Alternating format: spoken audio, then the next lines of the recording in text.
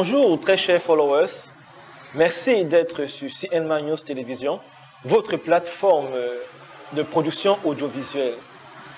Aujourd'hui, nous recevons dans le cadre du magazine Le Dossier de la Semaine, l'imam Choua Moussa Ayatoulaye, imam de la communauté islamique à Ahlul Bayt. Il est également imam de la mosquée chiite qui est située en Commandant. Alors, nous allons nous entretenir avec le cheikh Moussa sur la question du Ramadan. A tout de suite.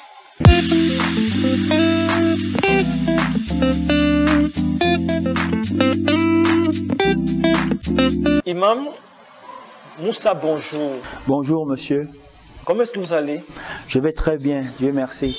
Et merci de nous avoir reçus dans la mosquée, notre mosquée située en Commando à l'ancienne pharmacie. C'est un plaisir pour nous de vous recevoir. Vous êtes dans votre maison et chaque fois que vous avez l'occasion, n'est-ce pas, de vous renseigner sur l'islam, d'avoir plus d'informations sur l'islam, les portes vous sont grandes ouvertes et comportez-vous comme chez vous. Nous vous remercions, imam, cheikh. Alors, nous allons passer à la première question. Cheikh, comment le Ramadan a été légiféré? أعوذ بالله من شر الشيطان اللعين الرجيم بسم الله الرحمن الرحيم الحمد لله رب العالمين وصلى اللهم على سيد المرسلين محمد وعلى آله الطيبين الطاهرين اللهم صل على محمد آل محمد صلى الله عليك يا أبا عبد الله. Louange à Dieu, Seigneur des mondes, Créateur des cieux et de la terre. Paix et salutations de Dieu sur le sceau des messagers Muhammad sallallahu alayhi wa alayhi, ainsi que sur sa famille purifiée. À la question de savoir comment est-ce que le Ramadan a été légiféré. En effet, Dieu le Très-Haut dit dans le Saint-Coran, je cite, Ya ayyuhalladhina amanu kutiba alaykumus siyamu kama kutiba alal ladhina min qablikum la'allakum tattaqun. Oh, vous qui avez cru, le jeûne vous a été prescrit, comme il était prescrit aux communautés d'avant vous, c'est-à-dire les juifs et les chrétiens. Il faut savoir que le judaïsme et le christianisme ont embrayé le pas, ont dévancé l'islam sur le plan temporel. Maintenant, le jeûne n'est pas une exclusivité musulmane. À la lumière de ce verset, le jeûne n'est pas une exclusivité musulmane, car le jeûne a été instauré tant chez les juifs que chez les chrétiens. Et Dieu dit, à la lumière de ce verset, que le jeûne a été prescrit aux musulmans comme il était prescrit aux juifs et aux chrétiens. Dans quel but? La'allakum tattaqun, afin que vous parveniez à la piété. Et qu'est-ce que la piété? Ma huwa at-taqwa. At-taqwa wa ittiyan bil wajibat wa ijtinab anil maharib. La piété, c'est quoi? C'est faire ce que Dieu nous a commandé de faire. La prière, le jeûne, les rapports de bon voisinage, le respect des aînés, l'assistance des pauvres, l'assistance des personnes en difficulté. Prendre, n'est-ce pas, position en faveur de celui qui est victime de l'injustice. Tout ça fait partie de quoi?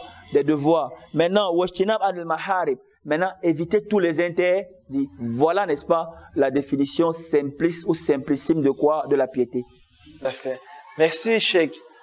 Alors, cette année, le thème du mois du jeûne du Ramadan était un appel à l'unité nationale, à la paix et à la coexistence pacifique entre le peuple camerounais. Pourquoi ce thème? Alhamdulillah Rabbil Alamin. Pourquoi le choix de ce thème? Pourquoi cette phrasologie? Pourquoi cette formulation?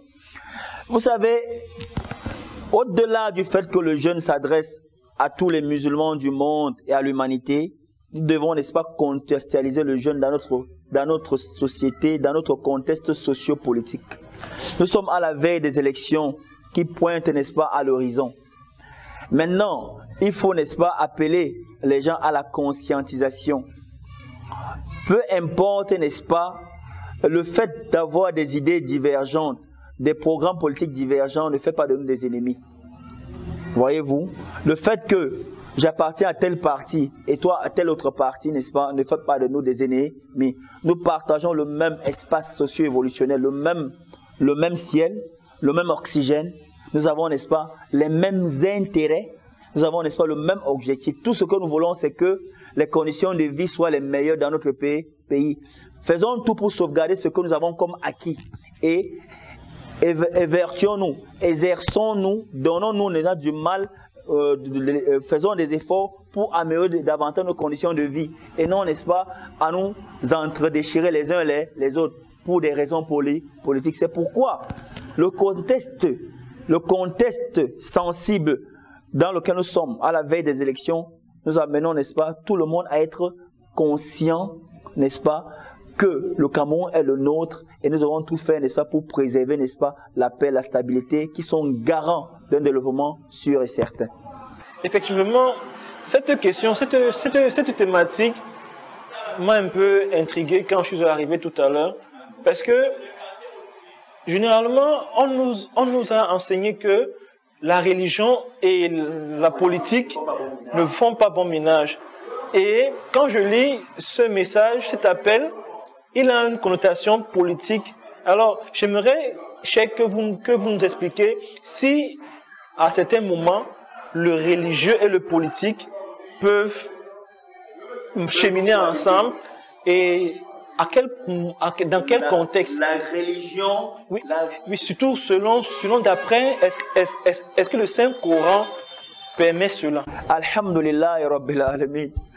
La religion n'est pas déconnectée de la politique. Le religieux ou l'imam est d'abord un politicien, parce que la politique c'est quoi? C'est la gestion des hommes et des biens. Vrai ou faux? La première définition de la politique c'est quoi? La gestion des hommes et des biens. Un religieux ou un imam est un berger. Et ses fidèles sont le troupeau. Kullukum ra'i. Comme le saint prophète le dit, Kullukum ra'i. Kullu ra'i sayus'al an ra'iyatihi. Vous êtes tous des bergers et chaque berger sera interrogé sur son troupeau. Maintenant, est-ce que la politique est dissociable, n'est-ce pas? Le religieux est dissociable de la politique? Pas du tout. Lorsque Moïse, alayhi salam, dans le Saint-Coran, est allé voir Pharaon pour lui demander, n'est-ce pas, il n'est pas allé voir Pharaon pour obliger Pharaon de prier. Non. Il allait lui dire, n'est-ce pas, de libérer le peuple juif, n'est-ce pas, de la tyrannie. Vrai ou faux? Il n'est pas allé voir Pharaon pour lui demander de prier ou de jeûner. Pour demander à Pharaon de libérer le peuple juif de sa tyrannie, qui souffrait d'une tyrannie pendant près de 4 siècles. Voyez-vous? Parce qu'en fait, il faut rappeler ici que les Juifs sont entrés en Égypte par Joseph. Parce qu'il y avait eu disette là où ils étaient. Et par la suite, lorsqu'un pharaon a pris le pouvoir, il a donné du fil à retordre aux Juifs qui étaient là-bas. Et ça a duré pendant presque 4 siècles.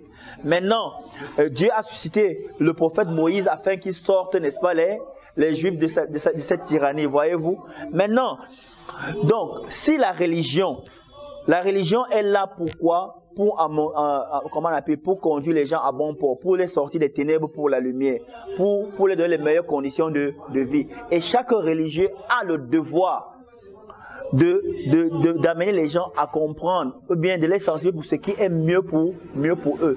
Si aujourd'hui, le religieux va se tenir, n'est-ce pas, sur sa chaise et dire, votez pour celui qui a plus d'humanité,